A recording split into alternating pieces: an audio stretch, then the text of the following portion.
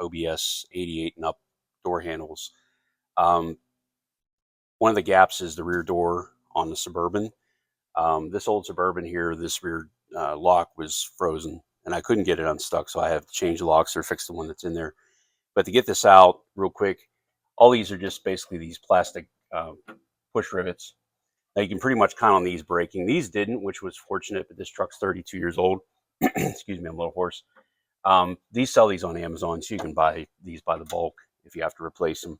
So you just pull this panel off, and then there's screws that take this upper panel off. This will help you get into this pocket here. You don't need to take this hinge off. But inside here, you're going to need some picks.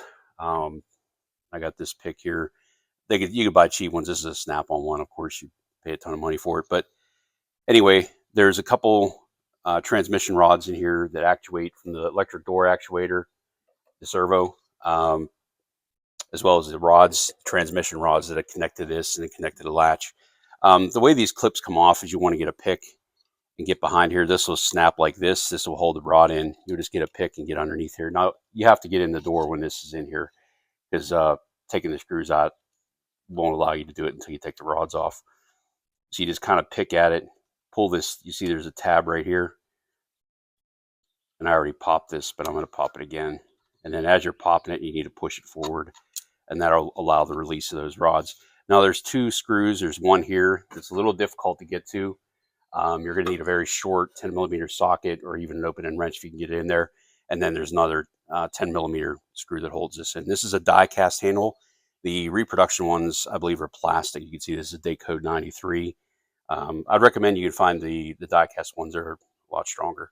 But anyway, once you get those off, this door actuator here, instead of trying to pull the rod out of this, when you're in here, this just pops in. Here, let me see if I can find this rod here.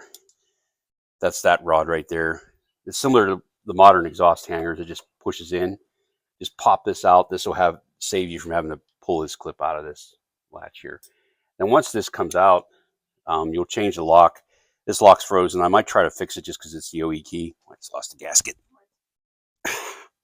You want to save these little gaskets and pieces. The way this lock goes in, it just pushes in from the back. You'll see this little tab here. That holds it in. So when you push this in, it's going to lock inside this hole. You just push this tab down and push this out. It'll slide right out. So that's a real quick video on how to do this. This will work on any 88 to 99 Suburban, possibly even later model